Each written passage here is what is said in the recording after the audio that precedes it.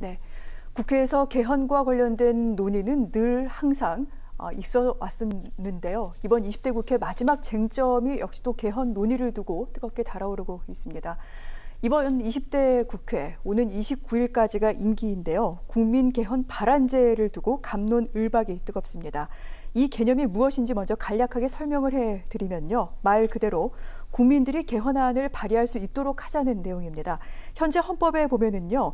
이 개헌안을 발의할 수 있는 주체는 대통령 또는 국회의원으로만 한정이 되어 있습니다. 이전 헌법에는 그렇지 않았는데 유신 헌법 때 이 부분이 국민이 내놓을 수 있다라는 부분이 삭제가 됐었죠. 그래서 이번에 국민들 100만 명 이상의 동의를 얻을 경우 역시 개헌안을 발의할 수 있도록 하자. 이 부분에 대해서 개헌을 원포인트 국회를 열어서 좀 하자. 이런 안입니다. 그런데 이 국민개헌 발안제의 경우에는 사실 여야가 합의해서 이 안을 발의한 바 있습니다. 그런데 이를 처리하자는 입장이 이제 갈리고 있는데요. 처리할 시한이 바로 5월 9일까지이고 원포인트 국회를 열자라는 안에 대해서 심재철 통합당 대표 권한대행은 불순한 의도가 있다. 민주노총을 동원해서 노동자 공화국을 만들겠다는 것 아니냐. 우리는 응하지 못하겠다. 이렇게 얘기하고 나섰습니다. 이에 대해 이인영 현 민주당 원내대표. 이미 합의했으니까 처리하자라는 의미이지 그 이상은 아니다. 형식적인 절차를 좀 밟자. 이렇게 얘기를 하고 있는데요. 이뿐만 아니라 또 여러 안을 두고 원포인트 국회를 열어야 되는 부분도 있습니다. 이러다 보니 무언가 20대 마지막 국회 또한 계속해서 공전으로 마무리되는 것이 아닌가 이런 우려가 나오고 있기도 합니다. 이에 관련해서 두 분과 말씀 나눠보도록 할게요. 먼저 김영주 의원님께 좀 여쭤보고자 합니다. 통합당의 입장은 지금 현재 아예 열지 않겠다 이런 것 같은데요. 과연 명분이 있다고 볼 수 있을까요? 우선 크게 보면은 이제 아직도 20대 국회가 끝나는 마당에 네. 5천 건 이상의 어떤 그 발의된 의원의 그 법안들이 통과되지 못하고 있다. 그리고 최근에 있어서 N번방 관련된 어떤 관련 법안들도 묵혀 있어서 실질적인 효력을 갖지 못하고 있고 그 중에 하나가 이제 3월 10일 날 어쨌든 그 국민을 통과해서 국회에 와 있는 말하자면 국민 발안제입니다. 네. 헌법을 그동안 아까 잉크가 말씀해 주신 것처럼 대통령과 국회만 헌법에 대해서 안을 낼 수가 있었는데 이제 100만 명 이상 서명을 받으면 이제 국민들도 안을 가질 수 있다라고 하는 것은 이미 유럽이라든지 여러 많은 선진 국가에서 이제 채택하고 있는 부분입니다. 이제 그런 부분인데 실제로 그 동안에 이제 148명 정도의 의원이 이제 공동으로 이제 공동 발의를 하셨는데 그 중에 이제 미래통합당 소속 의원님들도 한 20몇 분 계시는 걸로 알고 있습니다. 그래서 네. 어렵사리 여야가 같이 공동 발의한 것이기 때문에 마지막 국회가 20대 마무리되기 전에, 즉 5월 10일 이전에 5월 10일 되면은 이제 자동으로 이게 효력이 없어지기 네. 때문에 5월 9일 정도 이전에 말하자면 통과시켜 주는 게 좋지 않겠냐. 이것은 헌법 내용을 고치는 것이 아니라 헌법에 대한 안을 낼 수 있는 형식적 절차에 관한 것이니까 네. 본질적인 것은 아니다라는 게 이인영 원내대표의 뜻이었어요. 그런데 그럼에도 불구하고 좀 너무 지나치게 심재철 원내대표가 실제적으로 어떤 뭐 말하자면 180석이 됐으니까 이제는 말하자면 100만 명이라고 하는 숫자는 너무 쉬운 거 아니냐. 국민청원 같은 거는 며칠 사이에 100만 명을 넘을 수 있으니까 또 부작용 중에 하나도 그런 겁니다. 너무 쉽게 발안을 하게 되면 국회가 막 헌법 이것저것 심사하다가 안 그래도 코로나도 바쁜데 여러 가지 네. 경제도 어려운데 법안들 이렇게 헌법안들 토론하다가 날이 샌다 이런 부분들은 있을 수 있겠다고 생각하는데 실제로 그럼에도 불구하고 있어 너무 지나치게 야당에서 정치 공세를 하고 있지 않느냐 그런 생각이 듭니다. 네. 자, 다시 한번 정리하자면 민주당은 일단 형식적인 절차이니 이것만 좀 절차를 밟자라는 입장이고 통합당은 개헌 논의 자체를 시작하는 것조차 좀 일단은 저하겠다 이런 의도인 것 같습니다. 하지만 이미 통합당 의원들도 20명 넘게 이름을 올렸고요. 그 가운데 뭐 김무성 의원 등등 당 중진도 있습니다. 의도가 어떤 이제 민주당 쪽에서 뭐 대통령 연임제라던가 책임 총리제를 노리는 게 아니냐 이렇게 해석하고 있는 것 같죠. 지금 말씀하신 대로 네. 지금의 미래통합당 의원들 특히 중진들이 동의를 한 거는 뭐냐면은 네. 개헌의 필요성을 너무 절실하게 느낀 차원이 강합니다.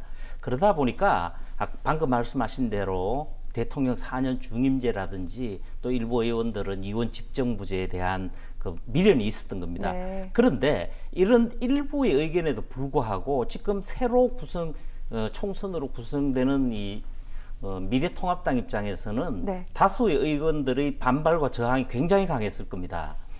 무엇보다도 지금 뭐 앞서 언급이 됐습니다만은 국민 발의가 너무 쉬워집니다.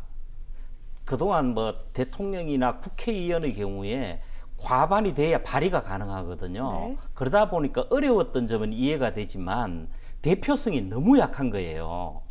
지금 그 100만 명으로 하면 우리 전체 국민은 5,200만 명으로 하면 2%가 안 됩니다. 네. 그리고 그 청와대 국민청원 같은 경우에 지금 그 현안인 그 N번방 같은 경우에 100만 명이 가볍게 넘어서 버리고 그리고 문재인 대통령 탄핵도 100만 명을 넘어섰거든요. 이렇게 되면은 청와대 국민청원은 20만 명이 넘으면은 청와대에서 답변을 하면 되지만 이게 개헌으로 통과가 되면은 발의가 되면은 국민 투표를 해야 되는 겁니다.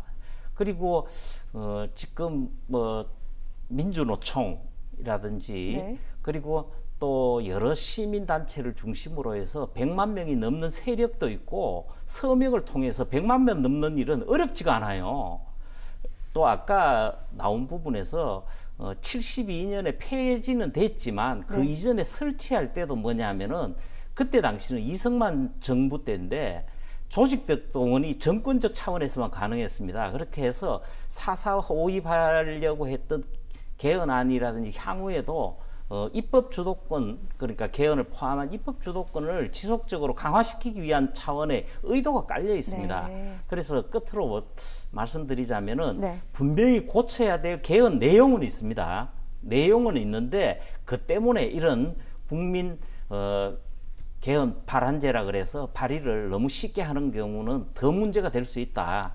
요즘은 짚어야 될 것 같습니다. 그러니까 제가 아쉽게 생각하는 것은 사실은 이제 지금 이제 저도 문제제기가 될 수 있는 게 100만 명이라고 하는 것이 현재는 너무 쉽게 달성되는 네. 부분이고 오히려 그것이 실제로 헌법이라고 하는 굉장히 근간이 되는 가치를 다루기에는 너무 말하자면 숫자적으로 작다 하더니 그렇다면 국회에서 좀 신중하게 뭐 예를 들면 500만 명이라든지 일정 정도의 좀 현실성이 있는 대안을 가지고 접근해야 되는 건데 네. 거의 방치하다시피 해서 갑자기 올리자 하는 것이 결과적으로 처음부터 끝까지 20대 국회가 사실 질 좋은 어떤 토론 없이 이 논의를 하고 있다는 것이 아쉬운 지점이다. 그렇게 보여집니다. 그렇군요.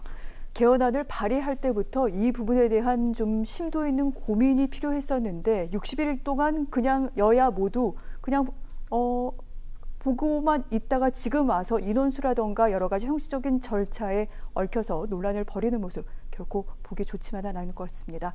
그런데 여야 지도부가 이렇게 맞서고 있는 것 과연 둘 다 국익을 위한 것인지 다시 한번 좀 따져볼 필요가 있는 것 같은데요. 약 2년 전으로 한번 거슬러 올라가 보도록 할게요. 2017년 3월에 있었던 일입니다.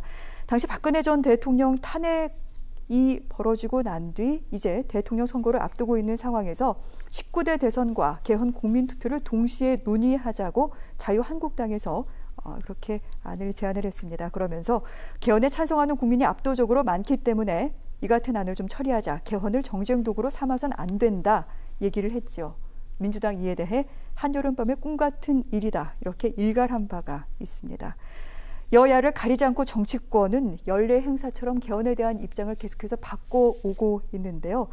사실 제가 날짜를 말씀드리지 않았으면 또한 당명을 저희가 거론하지 않았더라면 똑같은 얘기가 아닌가 싶기도 해요. 개헌에 대한 입장 어떻게 생각을 하십니까? 반대 정당으로 보셔도 똑같습니다. 네. 제가 이런 뭉뚱그려 보면 새 집단에서 항상 반대를 하는 것 같아요. 새 집단이요? 주로는 예외가 있습니다. 주로는 대통령이 되었을 때, 특히 집권 후반기로 갈 때, 그리고 또 대선 후보들의 경우에 3위 이내로만 들어오면 일단 반대를 하는 것 같아요. 본인 되는데 큰 걸림돌이 될 수 있으니까.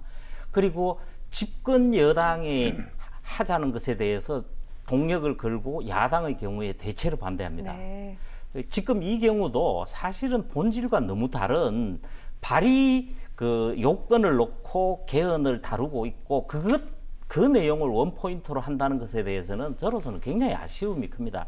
사실 이 원포인트 개헌을 넣고자 하는 것도 그렇고 또 그리고 내용을 고치자 하는 부분의 핵심은 뭐냐면은 우리 1980년, 7년에 만들어진 이 그 육공화국의 헌법 내용이 네. 너무 제왕적 대통령제를 만들었다는 거예요. 그래서 권력을 분산하고 그리고 그에 따른 견제와 균형을 찾아가자. 그리고 무엇보다도 그동안 퇴임 대통령들이 한결같이 불행해집니다. 지금도요. 제가 볼 때는 계속 반복될 가능성이 높습니다. 이거 5년제 단임에서 오는 부분이 있거든요. 그리고 국정의 지속성이라든지 처음 대통령이 됐을 때 더 부지런히 잘하고자 하는 욕구를 주고자 한다면은 네. 4년 중임제가 굉장히 좋다는 거예요. 그리고 이 부분에 대해서 개헌 필요성과 특히 그 내용에서 지금 제가 말씀드렸던 이 부분에 대해서 국민들의 여론이 압도적입니다. 네. 자, 개헌에 대한 입장, 개헌이 필요하다는 것은 여야 모두 사실은 인정하고 있는 부분입니다. 하지만 그 방안과 시기를 놓고 엇갈리고 있는 부분이 분명히 있는 것 같은데, 김 의원님, 이 개헌 적기는 맞는지 그리고 성사돼야 되는 부분은 무엇이라고 보시는지요? 우선 뭐 지금 이제 3년이 지났습니다. 87년 개헌이니까. 그러니까 네. 강산이 3번 변했다라고 하는 것은 우리 사회의 어떤 기본적인 가치와 이념의 변화가 있다는 거죠. 과거에는 뭐 인간 중심의 생활이었다면 이제는 생명 중심으로 더 지향이 넓어지고 동물에 대한 수호라든지 여러 가지 청소년의 선거 연령조차도 과거에는 21세였는데 지금 어느덧 18세까지 네. 되었단 말입니다. 이제 그런 시대의 변화에 따른 가치와 철학, 그다음 기본적으로 우리나라 헌법 수호 정신, 뭐 3.1운동, 4.19 이런 걸 그대로 개성하면서도 시대 변화를 지금 담재해야 되는 어떤 그런 어떤 요소가 있기 때문에 너나 할 것 없이 국민들이 개헌의 필요성을 반대할 수 있는 사람이 아닙니다. 이제 다만 제가 원하는 것은 사실은 그런 의미에서 이미 지난 국회에서 개헌에 대한 논의도 엄청나게 많이 했기 때문에 우선은 여야가 합의할 수 있는 수준의 개헌안을 만들 네. 필요가 있다. 이제 그런 의미에서 사실은 이번에 여러 가지 어떤 토지 공개념이나 다른 이야기들은 오히려 민주당 스스로가 개헌 논의에 찬물을 끼얹는 계기가 될 수도 있겠다. 야당이 반대하는 어떤 이건 초헌법적이라든지 지난번 네. 94년 이후에 말하자면 80년대 노태우 정부에서 토지 공개념이 있었지만 이미 94년, 98년, 99년에 헌법 불합치된 그런 걸 다시 끄집어낸다라고 하는 상대방으로 하여금 사회주의적 지향을 강화시킨다는 빌미를 제공했다는 면에서 문제가 있고 따라서 21대 개원을 하고 정확하게 원 구성을 해서 의장을 뽑고 거기서 차분하게 이번 말하자면 21대 국회 안에 다음 대선 그 다음 대선부터 필요한 중임제 개헌의 어떤 의제를 가지고 네. 여야가 합의할 수 있는 선까지를 끄나간다면 저는 가능할 거라고 보고 오늘 이번에 통과되지 않더라도 국민 네. 발안제 저는 해야 된다고 봅니다. 시대적 흐름이 그런 식으로 가고 있고 다만 일부 지적하는 것처럼 100만 명이라고 하는 숫자는 너무 가볍다. 실제로 코로나 바이러스 경제 위기 속에서 지금 헌법 안 처리하다가 보일 답은 국민청원에 뭐 답하듯이 국회가 거기만 매몰돼서는 안 되겠다는 그런 중로를 가지면 충분히 합의 가능한 어떤 개헌의 논의가 가능하다 저는 그렇게 보여집니다. 네. 지금 여야 간 논쟁이 뜨겁습니다만 21대 국회가 새로 문을 열어서 국민들이 납득할 수 있는 안에 대한 합의를 하면 충분히 개헌 동력을 받을 수 있다. 이 부분에 대해서 강조해 주신 것 같습니다. 자, 그런데 어찌됐건 국회에는 국민 개헌 발안제가 발의가 되어 있고요. 국회에서는 이 부분에 대해서 결론을 내야만 합니다. 어떻게 처리가 될지 관건이기도 한데요. 과연 20대 국회 마지막 본회의 열릴 수 있을까요? 이에 대해 각 당의 입장을 잠깐씩 좀 살펴보도록 하겠습니다. 정의당 대변인이죠. 강민진 대변인. 9일 이전에 본회의를 열어야 한다. 협조하지 않으면 헌법을 어기자는 것이다. 아마 통합당에 대해서 얘기를 한 것 같습니다. 통합당은 공을 넘겼습니다. 8일에 이제 원내대표 경선이 있는데 새로 선출되는 원내 지도부가 결정할 일이다. 송갑석 민주당 대변인, 지금 새 원내 지도부를 따질 상황이냐 이렇게 얘기를 하고 있는데 문희상 국회의장 같은 경우에는 좀 입장이 완강한 것 같습니다. 여야 간 합의를 기다려보겠는데 9일이 시한이다. 어떻게 보면은 뭐 어찌됐건 국회의장이 본회의를 소집할 수도 있다. 이런 얘기를 하는 것도 같습니다. 자, 8일에 원포인트 국회 열리게 될까요? 어떻게 보십니까? 저는 사실은 이제 미래통합당의 여러 가지 혼란 속에서 입장도 이해하겠는데 왜 20대 국회에서 노정돼 있는 의제를 21대 원내대표한테 결과를 줘야 되는지 저는 이해할 수 없다. 다만 그럼에도 불구하고 8일날 본회의를 여는데 8일날 원내대표 선거를 하는데 그 어쨌든 미래통합당의 입장도 존중해 줄 필요가 있다라고 보여진다면 말하자면 5월 11일이나 12일 본회의를 열 수 있는 말하자면 설령 뭐 네. 새로운 원내 지도부가 판단한다 하더라도 좀 생각할 여지는 줄 필요는 있겠다. 그게 협치의 정신이라고 생각하는데 네. 근본적으로 저는 20대 국회에서 마무리 짓고 가든 안 가든 가야 된다는 측면이고요. 굳이 그 법안을 처리하지 않더라도 다른 민생 법안이라도 8일 본회의를 열어서 처리할 수 있는 데까지 최선을 다할 필요가 있다. 뭐 그런 생각이 듭니다. 네. 발안제는 이번에 해결이 되지 않더라도 지금 다른 법안들의 처리가 시급하다 이렇게 말씀을 하셨는데요. 어떤 법안들이 있는 겁니까? 지금 아까 네. 말씀하셨습니다만 N번방 관련해서 처벌 기준을 강화하는 부분이라든지 여러 법안의 거론되고 있습니다. 사실상 중요한 의미 있는 그 경제 민생 법안이 그렇게 있다고 보여지지는 않습니다. 네. 오히려 이참에 우리가 두 가지 국면을 짚어야 하는데 하나는 뭐냐면은 우리 국회는요 입법을 너무 많이 만들어냅니다. 미국이나 일본이나 유럽은 1년에 법안을 만들어내는 게 그렇게 얼마 되지를 않습니다. 지금 거의 폭정입니다. 사실 법률이라는 게 바로 규제거든요. 그래서 그런 측면을 고려해서 지금도 그 하도 입법 발의를 많이 해서 15,000여 건이 넘는데 이런 부분들이 오히려 국회가 그 무기력해 보이고 또 제대로 일하는 모습 보이는 것밖에 못 만들지 않았느냐는 차원에서 앞으로는 제대로 된 심의, 숙성 이런 부분에 대한 무기를 둬야 된다는 점을 말씀드리고 싶고 네. 그리고 사실 5월 8일 열리는 문제는 이번 국회 임기는 항상 국회의원 임기는요 선거 날짜는 4월 날짜에 다르지만 임기는 대체로 5월 29일 날 끝납니다.